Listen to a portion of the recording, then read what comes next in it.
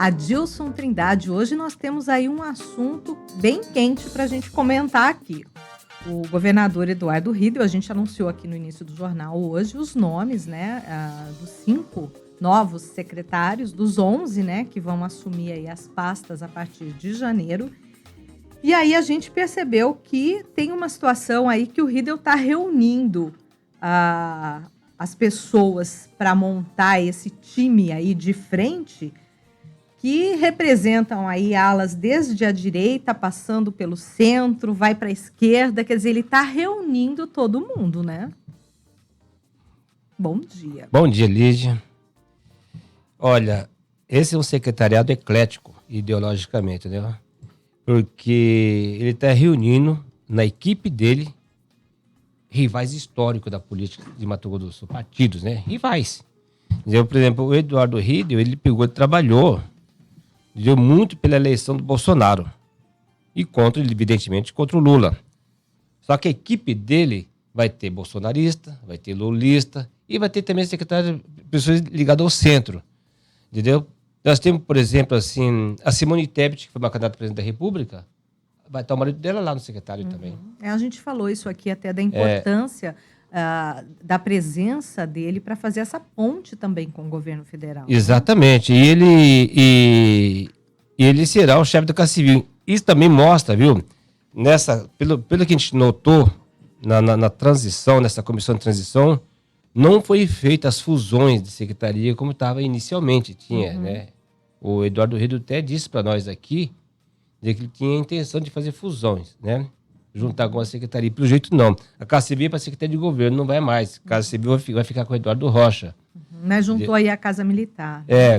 Aí você pega, por exemplo, a ideia dele é colocar, inclusive, pessoas ligadas ao PP, que é da Tereza Cristina, e o PT também. Até porque o PT apoiou o Eduardo Riedel no segundo turno. E no primeiro turno já vinha o Zeca pedindo voto também para o Eduardo Riedel, sabe? Então, para você ver, é um time de formado da direita, passa pela esquerda e o centro.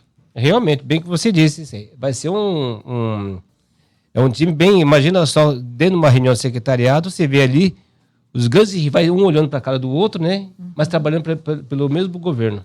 Então, mas você sabe que isso aí é uma coisa que deveria acontecer sempre, né? Deixar as disputas políticas para o período eleitoral e a partir do momento em que se define aí quem a população quer que governe o Estado, que as forças se unem, que se somem todas as ideias para a melhoria, né, dos governos, das administrações públicas. Não se pode deixar uma ideia, uma proposta de lado só porque foi de um adversário.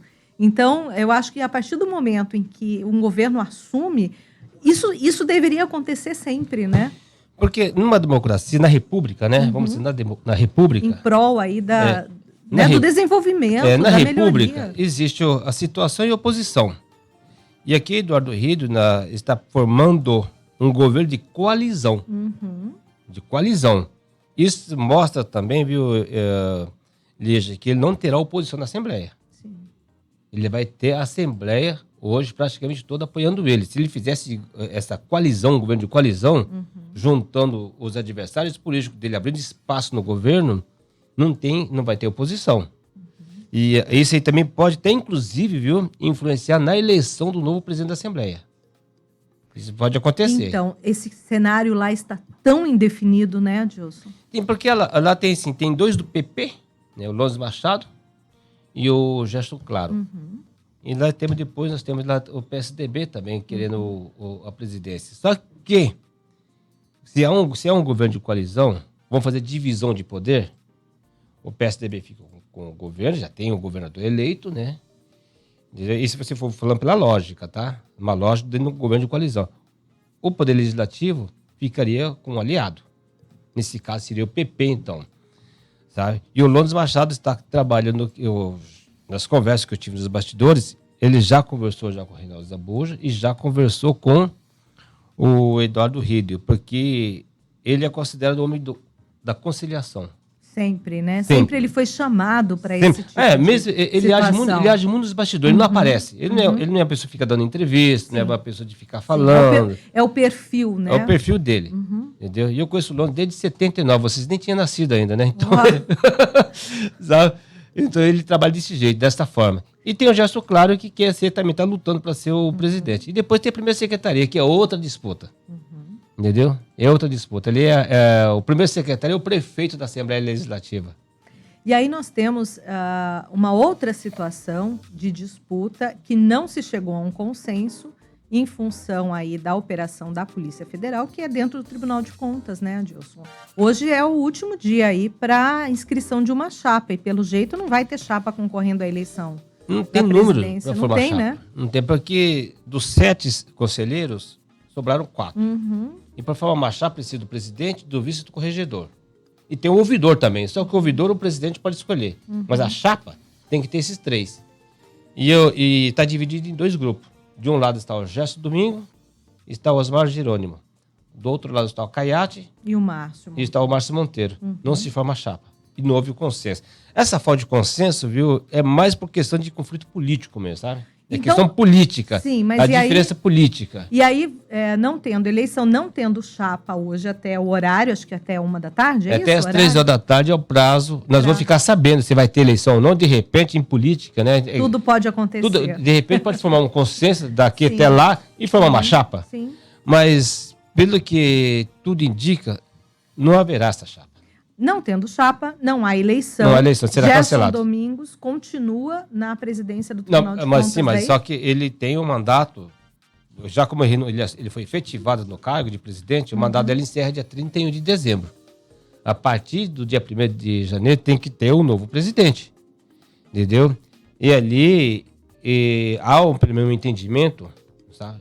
Há um entendimento jurídico, entendeu? De que ele poderia continuar na presidência para cumprir uma determinação do ministro Francisco Falcão, do STJ, para o Gerson assumir a presidência. O ministro não falou assim, vai ter eleição, não vai ter eleição. Ele nem sabia desse detalhe. Nem sabia. Então ele tem, no período de 180 dias, para o Gerson comandar o Tribunal de Contas. Exatamente, os próximos 6 meses. Exatamente. Vamos aproveitar o nosso tempo ainda e até entrar o repórter CBN rapidinho, para gente. Você citou a Simone Tebet aí. E a gente não está vendo mais a Simone Tebet participando do governo federal lá, como ela estava ativamente antes. Você acha que ela não vai conseguir um ministério?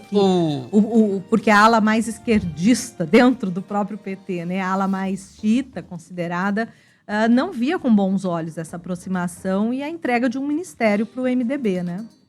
Pra você ter uma ideia, a Gleice Hoffmann, que morou aqui, né? Ela participou do governo. Ela foi secretária. E ela conhece muito bem a Simone, conhece todo mundo aqui. Ela acha que entregar a Secretaria de Desenvolvimento Social para a Simone não tem esse tamanho todo para assumir uma secretaria com muito dinheiro que vai cuidar da Bolsa Família. E também entregar esse ministério para ela vai pavimentar o caminho dela para ser candidata a presidente da República em 2026. Isso. 2026. E contra o PT, eles não querem deixar, não querem entregar esse ministério. Né? Então, ela pode parar no meio ambiente. Já até falamos sobre isso, inclusive, né? Parar no meio ambiente. Eram 4 ministérios prováveis, né? Mas aí já foi ficando pelo caminho. Porque assim, o PMDB vai pedir 2 ministérios, né? Da cota. E a Simone seria da cota do Lula. Mas o fato dela não ter nem participado aí da cerimônia, né? Ela estava em Campo Grande. Diplomação, exatamente. Deixou aí, aumentaram os rumores, as especulações. Né? Mas aí, mas o PMDB vai indicá-la, viu? Na cota do PMDB, o Baleia Rossi, presidente nacional do partido, já avisou ontem, né? Ontem que ele comentou, que ela vai fazer. Se o Lula não indicá-la, ele vai indicar. Vai ser da cota do MDB. Da cota do partido. Agora tem que ver qual ministério, é diferente, né? Pode ser um outro ministério. É isso, as informações aí, então, de política, no quadro Política em Destaque, com Adilson Trindade. Muito obrigada. E o repórter CBN chegando aí para nos atropelar. Obrigada. Obrigado a você, um abraço.